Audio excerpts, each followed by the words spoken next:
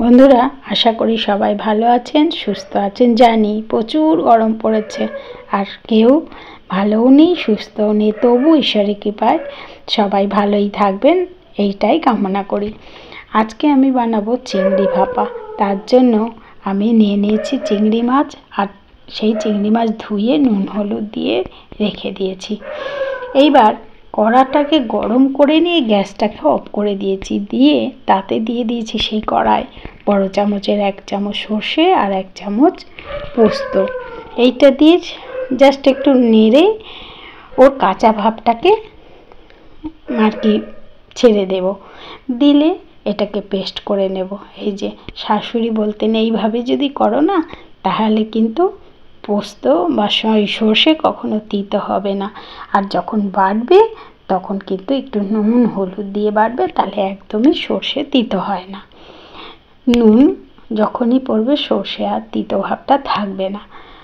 যাই হোক, আমি সেইভাবেই বাটি, কিন্তু আজকে এইভাবে দ্বিতীয় ট্রিক্সটা নিয়েছি শাশুড়ির, যে শাশুড়ি বলেছিলেন যে কড়াটা গরম করে এইভাবে করলে খেতেও খুব ভালো হয় আর তিতও হয় না। অল্প নুন দিয়ে দিলাম, দিয়ে এবারে সামান্য একটু জল দিয়ে সর্ষেটাকে আমি পেস্ট করে নেব। আর এইদিকে সর্ষের তেল দিয়ে দিয়েছি, দিয়ে দেওয়ার পর দিয়ে দিলাম এইভাবে চিংড়িগুলোকে বেশি ভাজবো না, অল্প ভাজবো, কারণ সর্ষে চিংড়ি ভাপা মানে সবাই বেশিরভাগ সবাই করে কাঁচা। আমাদের ঘরে কেউ কিন্তু কাঁচা চিংড়ি খায় না, সেই জন্য আমরা একটু সামান্য ভেজে নিই। বন্ধুরা, আপনারা কারা কারা এইভাবে ভাজা চিংড়ি ভাপা খেয়েছেন আমাকে জানাবেন, খুব খুশি হব। যাই হোক, এইভাবে হালকা করে ভেজে নিয়েছি। আর এটাও বলছি যে এইভাবে হালকা করে ভেজে ভাপা করলে না অসাধারণ লাগে খেতে, সেই টেস্টটা পুরো আলাদা, আর কাঁচার টেস্টটা পুরো আলাদা। দুটো দুরকম টেস্ট, কোনোটাই খারাপ না, তবে আমরা ওটা খেতে পারি না। যাই হোক, এবার চিংড়ি মাছগুলো ভাজা হয়ে গেছে, তুলে নিচ্ছি। বন্ধুরা, আপনারা যারা যারা এই ভিডিও দেখছেন, যদি ইউটিউব থেকে দেখেন তাহলে বিনীত অনুরোধ রইল সাবস্ক্রাইব করার চ্যানেলটিকে, আর যদি ফেসবুক থেকে দেখেন তাহলে প্রোফাইলটিকে ফলো করার। পেস্ট হয়ে গেছে, আমি যে টিফিন বক্সে ভাপা করব সেই টিফিন বক্সে ঢেলে নিচ্ছি পেস্টগুলো। আর ঢেলে নেওয়ার পরে পেস্ট অনেকটাই লেগে থাকবে মিক্সারের জারে, সেটাকে সামান্য একটু জল দিয়ে ধুয়ে সেই জলটাও দিয়ে দেব।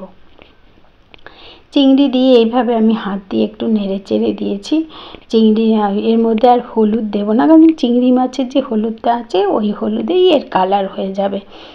আর দিয়ে দিলাম সামান্য একটু নুন, যেহেতু পরিমাণটা কম সেই জন্য অল্প নুন। আর দিয়ে দেব বড় চামচের 1 চামচ সর্ষে তেল।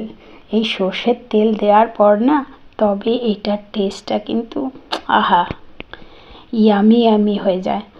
যাই হোক, মেখে নিয়েছি ভালো করে, মেখে এইবার দিয়ে দেব সামান্য একটু ওপর থেকে কালো জিরে ছড়িয়ে।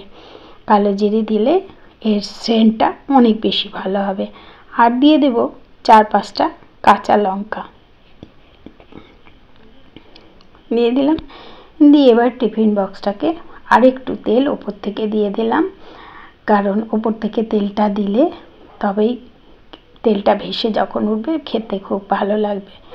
এবার কড়ায় আমি 2 কাপ 2.5 কাপ মতো জল দিয়ে দিয়েছি, কারণ যেহেতু এটা ফ্ল্যাট করা সেহেতু বেশি জল দেবো না, তাহলে টিফিন বক্সের ওপরে উঠে যাবে, জলটা কম দিতে হবে।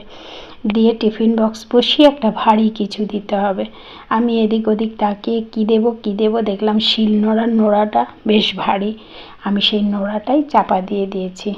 দিয়ে প্রথমে গ্যাসটাকে হাই করে জলটাকে ফুটিয়ে নিয়ে তারপরে গ্যাসটাকে একদম লো করে দিয়েছি, দিয়ে এটা 10 থেকে 15 মিনিট মতো রেখেছি।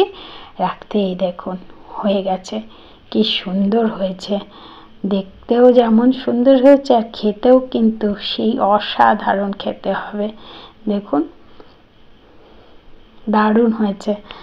আর মেয়ে অফিস থেকে আসতেই জিজ্ঞাসা করছে, মা কী রান্না করেছো গো? আমি বললাম চিংড়ি ভাপা আর পটল আলু চিংড়ি দিয়ে একটা তরকারি করেছে। বললো ওই পটল আলু চিংড়ির তরকারি আমি খাবো না, আমি কিন্তু আজকে এই চিংড়ি ভাপা দিয়েই সব ভাত খাবো। হবে তো? বলে একদম হবে। খেয়ে দেখছে, বলে অসাধারণ হয়েছে।